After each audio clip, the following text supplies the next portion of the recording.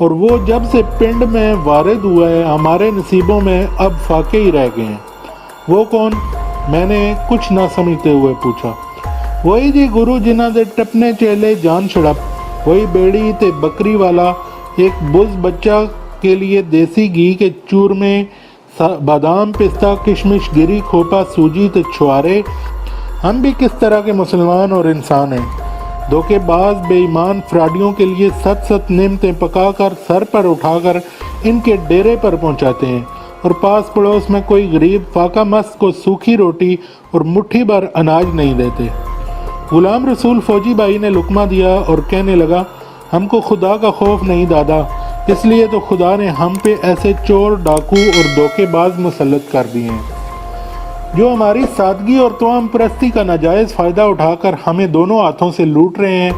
میں نے دادا کو اپنے قریب بٹھاتے ہوئے ہمدردی سے کہا، تم نے مجھے غلط سمجھا ہے، تم مرغی کے چوچے کی بات کرتے ہو، میں تمہارے لیے بڑے شتر مرغ کا انتظام کرنے کا منصوبہ بنا رہا ہوں، بس ذرا خاموش ہو کر سنتے جاؤ۔ اب میں نے بھائی فوجی کو اپنے دائیں طرف بٹھایا اور پوچھا، فوجی بھائی تم آج کل کیا کر رہے ہو؟ خان صاحب فوج میں تھا، اچھی کارکردگی پر میرا چناؤ کمانڈو میں ہو گیا، وہاں بھی میں بہادری، محنت اور اپنی اچھی صحت کی بنا پر بڑا اچھا جا رہا تھا، بس آخری امتحان باقی رہ گیا تھا۔ بدقسمتی سے ٹریننگ کے دوران ایک خندق کو پھیلانگتے ہوئے ذرا سا اندازہ غلط ہو گیا، بس اسی غلطی سے ایک ٹانگ توڑوا بیٹھا ہوں۔ 4 مہینے تک فوجی اسپتال میں علاج کرتا رہا، مگر ٹانگ میں نقص رہ گیا۔ اب سرکار نے میڈیکل بنیاد پر مجھے پینشن کے ساتھ ریٹائر کر دیا ہے۔ یہ دیکھیں میری ٹانگ بالکل ٹھیک ہے، بس ہلکا سا لنگ ہے۔ سرکار کی طرف سے پینشن مل جاتی ہے، اپنی چھوٹی سی کھیتی باڑی ہے، ساتھ کوشش کرتا ہوں اللہ کی مخلوق کی خدمت اور بھلائی کے لیے بھی کچھ نہ کچھ کرتا رہوں۔ ارد گرد کے 4-5 دیہاتوں کی رفائی فلائی تنظیم کا رکن بھی ہوں۔ آپ حکم کریں میں کس کام آ سکتا ہوں؟ میں نے فوجی بھائی کو سراتے ہوئے کہا، آپ تو بڑے کام کے بڑے مخلص اور جذبے والے مجاہد انسان ہیں۔ میں نے دادا اور فوجی کی طرف اشارہ کرتے ہوئے کہا، آپ جیسے مخلص اور دردمند لوگوں کی وجہ سے ابھی تک دنیا قائم ہے، ورنہ کب کے چراغ گل ہو گئے ہوتے۔ سرفراز کے دونوں دوست عمران اور دلاور بھی بڑے حوصلہ مند اور مخلص لڑکے تھے۔ سرفراز کا چچیرا بھائی سلمان بڑے کھلے ہاتھ پاؤں کا جالا سا جوان تھا، کچھ کر گزرنے کا شوق اور حوصلہ رکھتا تھا۔ ہم سب کافی دیر اس مسئلے پر اپنی اپنی رائے اور معلومات کے مطابق گفتگو کرتے رہے، لیکن جو کچھ میرے اندر تھا وہ میں نے ابھی کسی پر ظاہر نہیں کیا تھا۔ گلوکار بچوں کو نیند آ رہی تھی، بیر چوکیدار گھنگروؤں والی بڑی سی ڈانگ کے ساتھ چکر لگا رہا تھا۔ دادا اور بچوں کو کل پھر ملنے کے وعدے پر بھیج دیا گیا۔ کچھ دیر بعد عمران اور دلاور بھی نیند کے ہاتھوں مجبور ہو کر اپنے اپنے گھروں کو چلے گئے۔ غلام رسول فوجی، سرفراز اور میں، ہم تینوں نے آنے والی صبح اذان سے بہت پہلے دریا پہ جانے کا فیصلہ کر لیا۔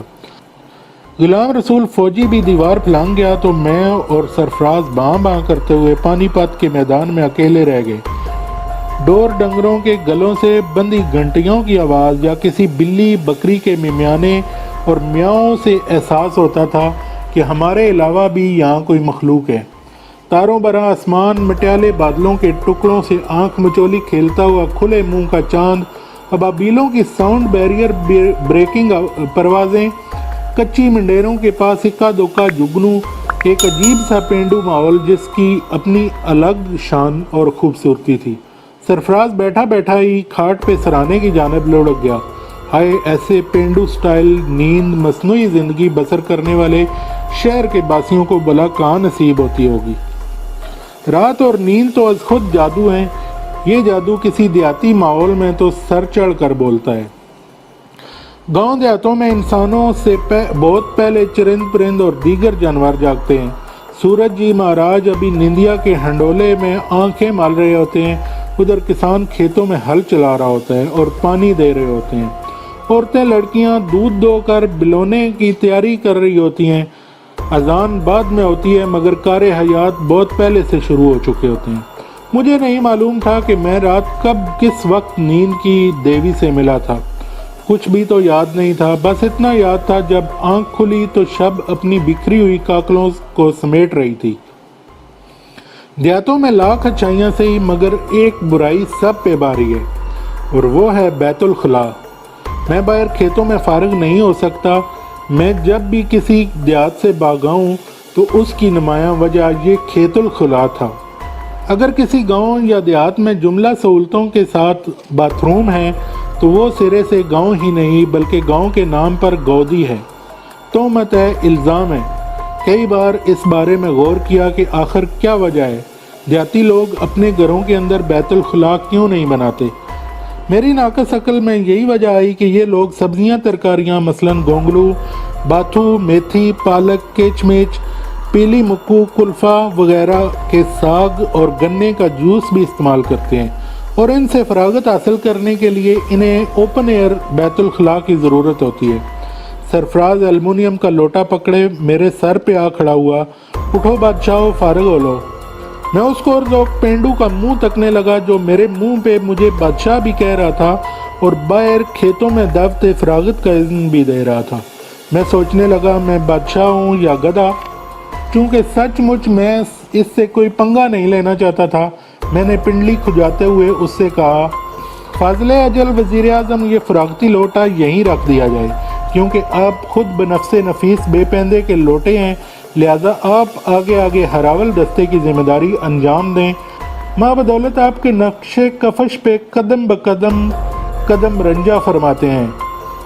वो मेरा मुंह तकने लगा, शायद सोच रहा था कि सुबह सुबह मुझे कोई मुगल आज़मी किस्म का दौरा पड़ा है। वो मुझे कोई जवाब देने के बजाय लोटे समेत बाहर निकल गया।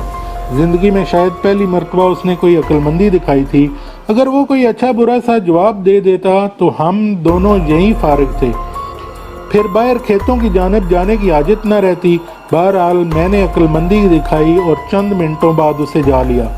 बड़े तेज़ गाम बने हुए हो, रात को डकोसी सी मुर्गी मैदे में पंजे मार रही है या पेट पतला पड़ रहा है। मैंने उसे तेज़ तेज़ जाते हुए देखकर पीछे से कहा, मगर मुझे फिर एक बार अचंभे का सामना करना पड़ा कि वो फिर खामोश था। वो पेंडुआना रफ्तार से आगे आगे बढ़ रहा था। ऊंचे नीचे रास्ते, पानी, बाड़ें, खेतों के किनारे बने खुद रो कांटेदार झाड़ियाँ, रास्ते, राह की हर चीज़ वो फलांगता, हटाता, गिराता इलाका संडास तक आ पहुँचा। ये वो मुकाम था जहाँ बड़े बड़ों के नाक जलते हैं, जहाँ करीब करीब इलाके का हर मर्दो जन अखराज मादियत पेश करने खरामा खरामा खींचा चला आता है। चादर से मुंह ढांपे, हाथों से तहबंद का पल्लू उठाए, एक दूसरे से आंखें कतराते हुए कि जैसे देखा ही नहीं। जहाँ ओट आड़ ऊंच नीच देखी वहीं तहबंद का तंबू तान लिया। आलम ताजील या किसी और वजह से बाज़ पार्टियां इतनी करीब फरोकश हो जाती थीं कि बिन पूछे मालूम हो जाता था कि इनके यहाँ गुजरी रात गोभी पकी थी या गोत बाथू का साग। हर ज़रूरतमंद यहाँ डेरा जमाने से पहले खंगूरा ज़रूर मारता था। गुड मॉर्निंग के अलावा इसका मकसद पास करीब 2-4 फुट के फासले पर ब्रजमान पार्टी को अपनी आमद से खबरदार करना भी होता था। पेंडू लेडीज ज़रा जोड़ और जम कर बैठती थी। रात का खाया पिया, घर खावन की ताज़ा रिपोर्टें, सास की बीमारी, देवरानी जेठानी की आवाजारी, रिश्ते नातों की बात, तवीज़ धागे, जेवरात, कमेटियों की तारीखें इधर ही तय होती थी। अक्सर वहीं पे ऑन ड्यूटी बाकायदा लड़ाइयाँ कोसने और नाकाबिले शुनीद इल्ज़ाम तराशियाँ भी सुनने को मिलती। ज़रा साथ परे मर्द हजरात दम साधे पड़े हुए होते थे। कई अपने मुतल्लक गलत सल्त इल्ज़ाम सुनकर बर्दाश्त ना करते और वहीं एक दूसरे से दस्तों के रिबां हो जाते थे। यहाँ सिर्फ लड़ाई की बिस्मिल्लाह करते हैं, बाकायदा जंगो जदल वापस गारा आकर डांस सोटों से होती थी। यहाँ फरागत के बाद तारत के लिए कुदरत और किसानों की जानब से वाफर इंतज़ाम होता था। मट्टी की डेलियाँ डेले, घास पत्ते, रजबाओं, आड़ों, सों में बहता हुआ ताज़ा पानी, इसी तरह कुदरत ने इनके नाश्ते का बंदोबस्त भी इधर ही किया होता था। उधर फारग हुए तो उठते ही एक आध मूली, गाजर, गोंगलू या ककड़ी उखाड़ी, पास बहते हुए पानी पे बैठकर सब कुछ धोया, पत्ते वगैरह उधर ही फेंके, नाश्ता करते हुए वापसी पे कुएं पे गुसल किया और घर आ गए। मैं भी बिल्कुल इसी तरह फारिग होकर सरफराज के पीछे खामोशी से वापस घर आ गया।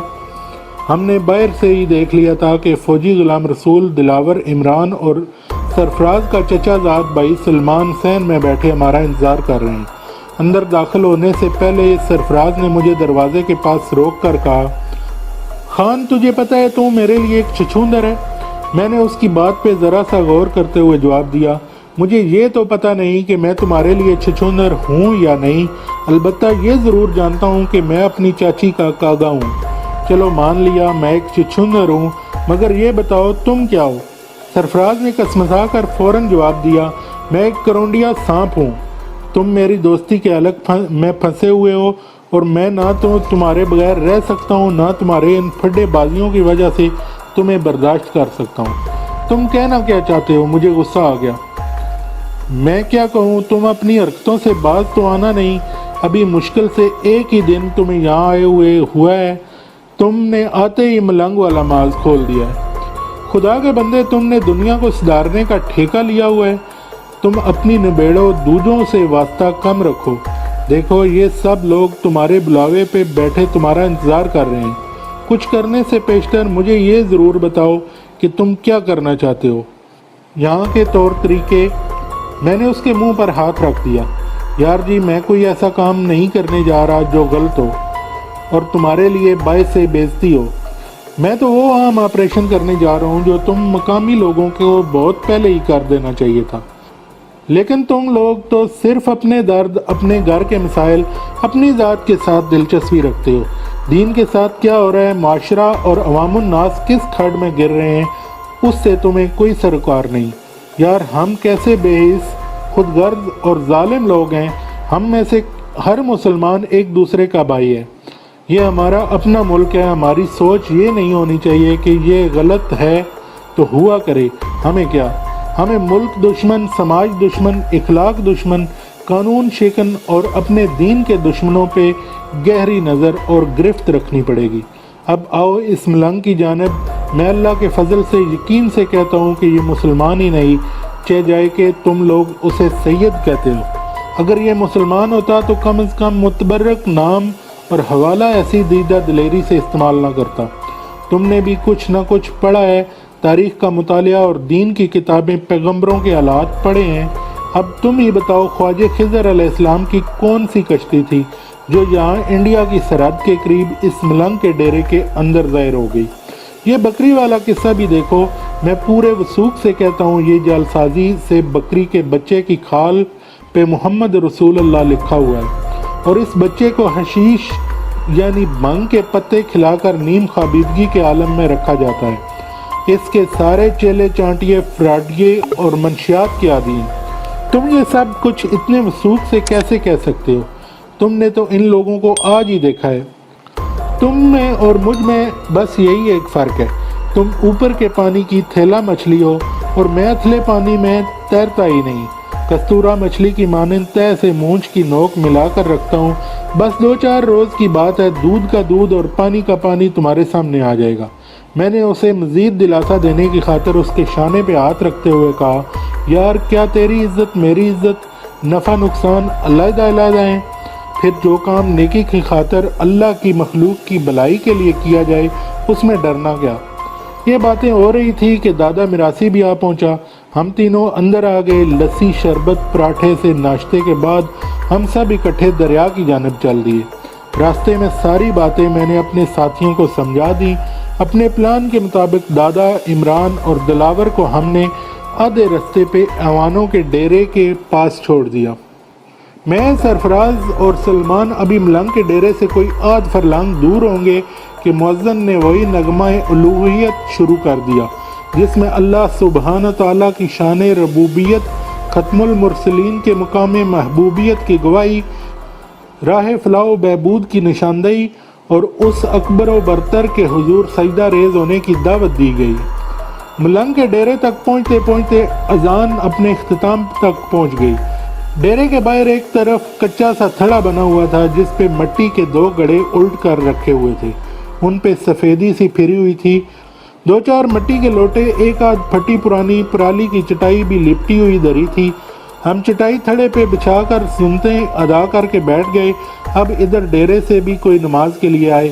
ہم تینوں بار بار ادھر درختوں کے جھنڈ کی جانب دیکھ رہے تھے، ادھر خواجہ خضر کی کشتی اور مقدس بکری کا بچہ، ان کے مجاور شاید ابھی تک نیند یا کسی نشے کی ترنگ میں مدوش پڑے تھے۔ فرض کی ادائیگی کے لیے ابھی خاصا وقت تھا۔ لبے دریا ہونے کی وجہ سے فضا میں قدرے خنکی اور تازگی کی مہک رچی ہوئی تھی۔ دریا کے کنارے بیلے میں بسنے والے پاک پلید جانوروں اور پرندوں کی مدھم بلند مہین آوازوں سے محسوس ہوتا تھا کہ یہاں بھی زندگی بیدار ہو چکی ہے، مگر شاہ جی کے ڈیرے میں ہنوز سکوت مرگ طاری تھا۔ کچھ وقت اور اسی اندیشہ دور دراز میں گزر گیا۔ سلمان نے آہستہ سے کہا، بہتر ہے نماز ادا کر لی جائے۔